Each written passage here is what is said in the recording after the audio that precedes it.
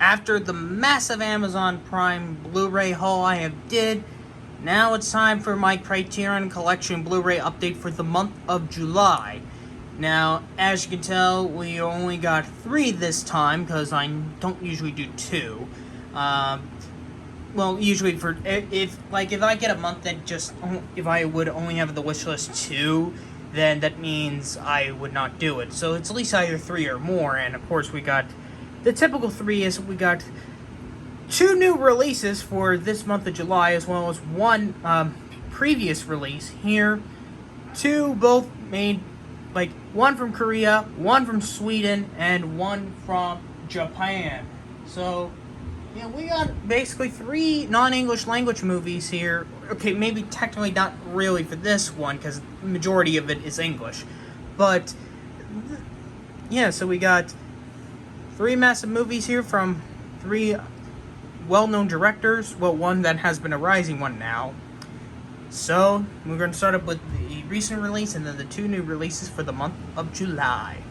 So we begin this up with a particular filmmaker that I actually have not gotten a physical copy of any of his movies until now, because I've only seen, I haven't seen all of it that is in the collection, but, that you can have in the collection, but there are some I couldn't get through. Okay, I have not seen all of them, but this is definitely one of them that I did watch and I actually enjoyed, although it was kind of mixed by critics.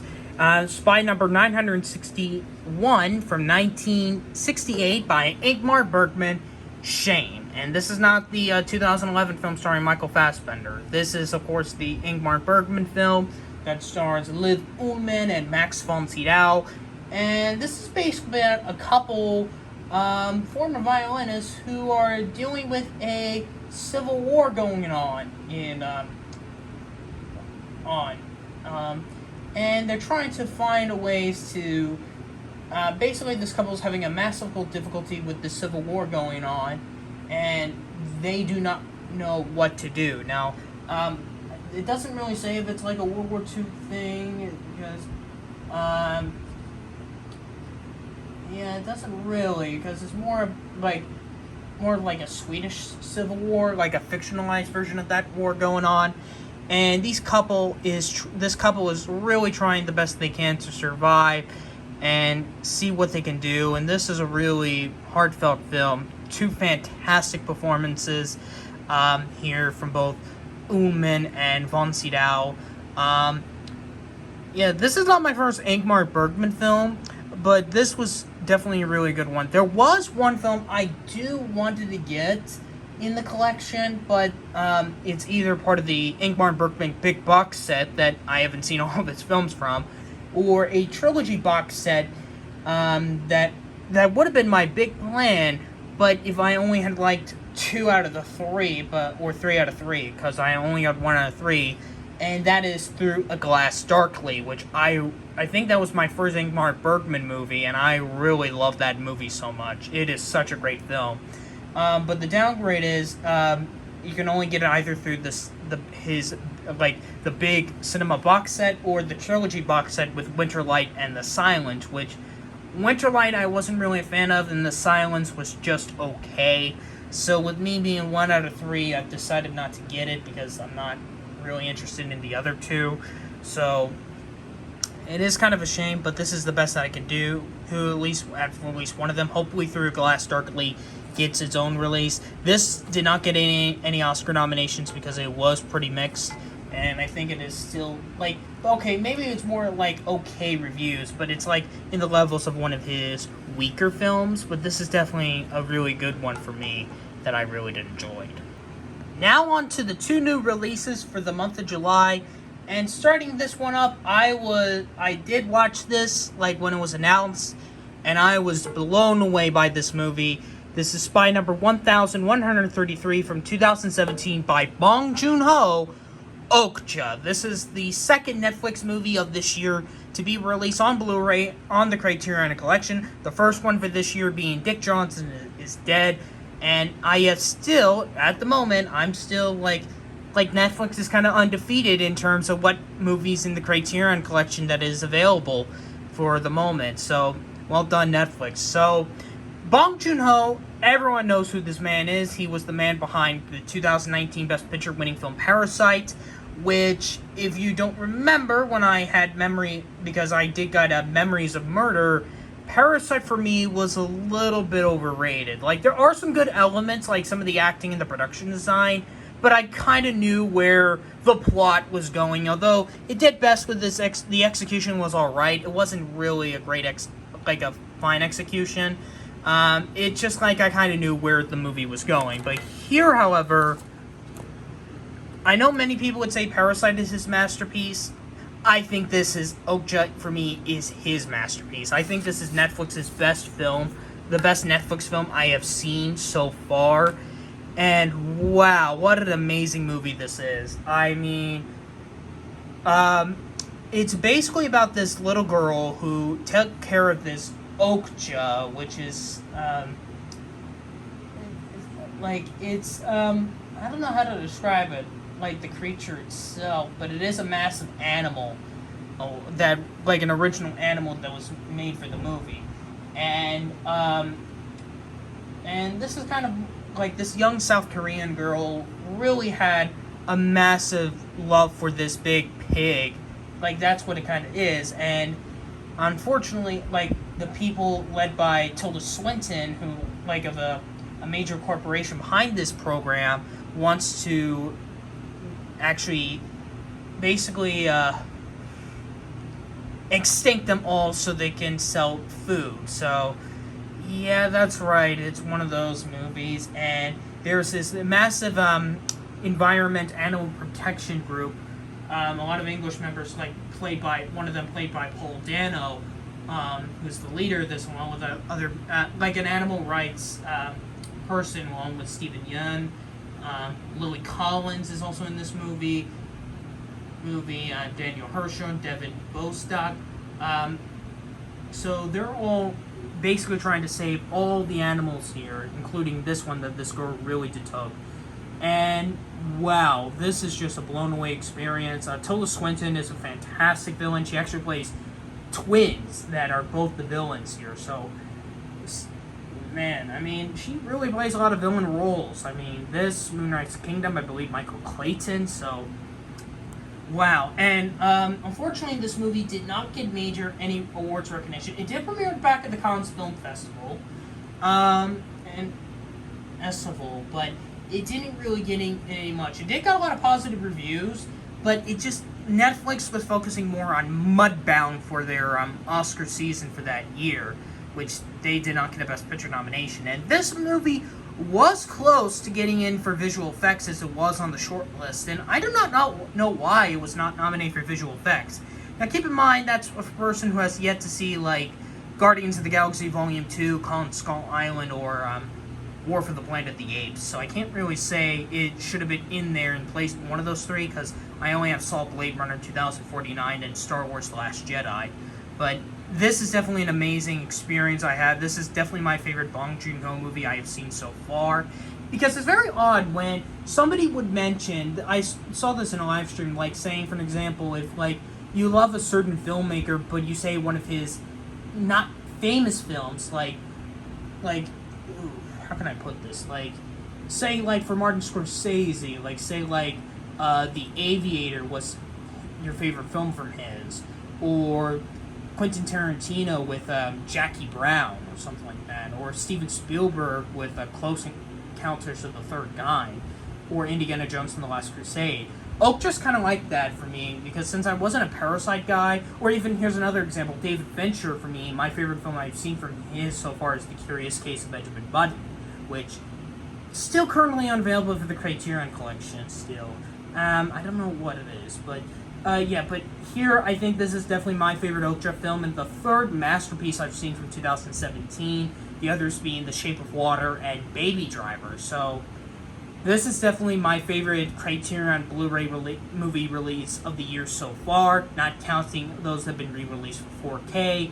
So I am very happy I got this. And what is the next Netflix film? We'll have to wait and see. And last but certainly not least, a movie that we did heard it was picked up by Criterion, And it officially got its physical release, since Janus Films is basically the U.S. distributors of this film, which is usually the company that Criterion usually has the distribution rights. And this is the recent release, well, it was released last week, Spy number 1136 from 2021 by Ryusuke Hamaguchi, Drive My Car. As we saw last month, The Worst Person in the World was released on Criterion, and now this month, the first ever Japanese movie nominated for Best Picture at the Oscars gets in. Yeah, none of the Hayao Miyazaki films like Spirited Away, not even the Akira Kurosawa films got in Best Picture. Not even Seven Samurai. This is the very first one for Japan. Now, this movie did premiere back at the Cannes Film Festival, and not a lot of people really talked about it for awards buzz, although it was Japan's submission for this category. But then when it won both the New York and Los Angeles Film Critics Circles for Best Picture, that's when the discussion of a potential Oscar buzz was bringing in. And the BAFTA started up by getting 3 nominations for, other than the film not in the English language category, but it got also in for Adapted Screenplay for Ryusuke Hamaguchi and Takamasa Owa, and Hamaguchi got in for Best Director. And many people like myself were predicting not also to get in for Screenplay, but a standalone director nomination. As some of us, and there were some predictors that were predicting it to get in for Best Picture. And on Oscar nomination morning, it did. So not also it is the first Japanese film to be nominated for Best Picture, but also the 4th year in a row we have the non-English language movie nominated for Best Picture. First Roma, then Parasite, then Minari, Drive My Car, and guaranteed this upcoming award season with Alejandro Gonzalez's Inarritu's newest film, Bardo, but it depends on the critic reception. So, in terms of my thoughts, I was really blown away by this movie. And of course, the one thing I was a bit hesitant, of course, is that the movie is about 3 hours. And after seeing the movie, I can understand why. Now, this is like based on a very short story from a book, a book series, like a collection of a book series. It's kind of like an anthology movie where there's a lot of short stories into one.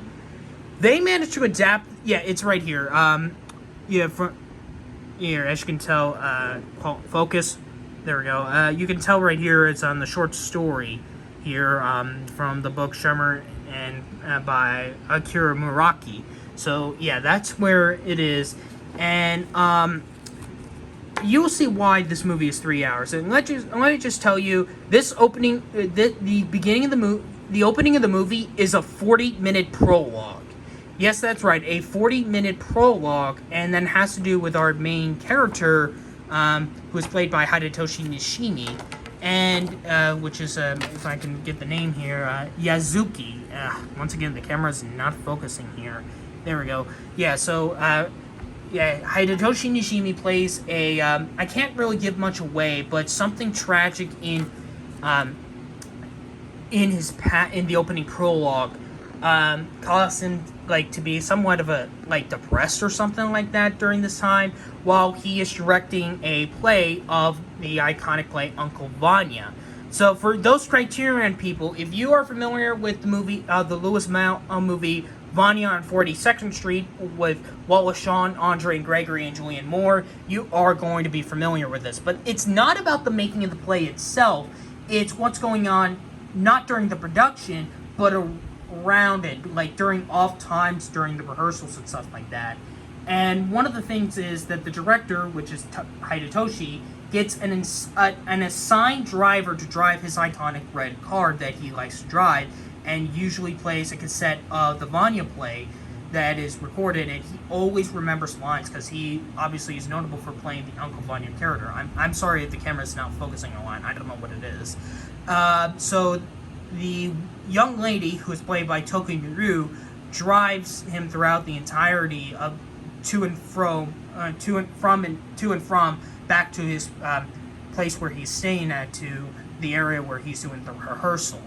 And this is definitely a great ensemble here as well. And I do think it deserved the win for Best International Feature. As much as I did enjoy The Worst Person in the World, and actually all the international nominees, I really did enjoy all 5 of them, but this was a deserving win. The second year in a row, For me, I do agree with the international feature winner, the other one being Another Round from the previous year.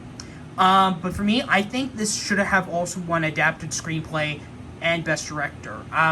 For me, Drive My Car, I consider this to be the best script of 2021. I was just blown away how they managed to adapt that short story in a span of 3 hours. And it is just amazing how Ryusuke and Takamasa did so well, and Ryusuke's direction on that just really has a standout. I would have said Jane Campion should have deserved it, but since if I would say she deserved the win, it would only be for the last 30 minutes. So that's why I think Ryusuke should have won this. And for me, if you're wondering, this is my number 2 on my personal ranking of the Best Picture nominees. So this is my number 2 favorite of those nominees. King Richard was my number 1. So this was a close second for me. I also think this movie should have been in consideration for film editing because of the 3-hour span it is. It has a great ensemble cast. I would recommend this. Now, speaking of the prologue, I was about to mention this. If you are kind of with that 40-minute prologue of explaining what the main character's deal is going to be throughout the main story, think of it like the opening prologue in Finding Nemo with Marlin, and the 30-minute prologue in Pieces of a Woman with Vanessa Kirby and Shia LaBeouf. 40 minutes and you can understand what's with his character, and both him and Toku have both similar issues, but with different issues, but a little bit different results. And I honestly think that Hidetoshi and Toko should have been nominated for the leading and supporting categories. Like, Hidetoshi should have been for Best Actor, and Toko should have been for Best Supporting Actress. They were fantastic in this, and I'm surprised they were very overlooked in this movie. Yeah, it is on HBO Max, because Okja is on Netflix, of course. And I really do recommend this. If you are familiar with theater, although it doesn't really have much of the theater, is not the main aspect, I do highly recommend you check this movie out if you're familiar with the Uncle Vanya play, or if you're known in the theater industry. Because even though it's not really about the making of the play, but everything around it's going to be worth it to watch this 3-hour movie. So I am very glad I got this one, and let's see if if maybe Coda or The Power of the Dog or Don't Look Up could come. Like I said, we don't know what streaming service movie is going to be coming up next, and what other big film that Janus Films is going to try to put in the Best Picture category. So we'll just have to wait and see. And that is basically my Criterion Blu-ray update for the month of July. If you like this video, you can hit that subscribe button, comment down below if you've seen any of these movies, especially Okja and Drive My Car being recently released through the collection. And we don't know what's going to happen through the month of August, but let's see if it's going to be, are we going to see a big number of more Blu-rays, or are we going to see if I'm going to skip a month? Well, that will all depend next month, so let's see what's going to happen with the collection as it keeps expanding and expanding as we continue on through the 60s.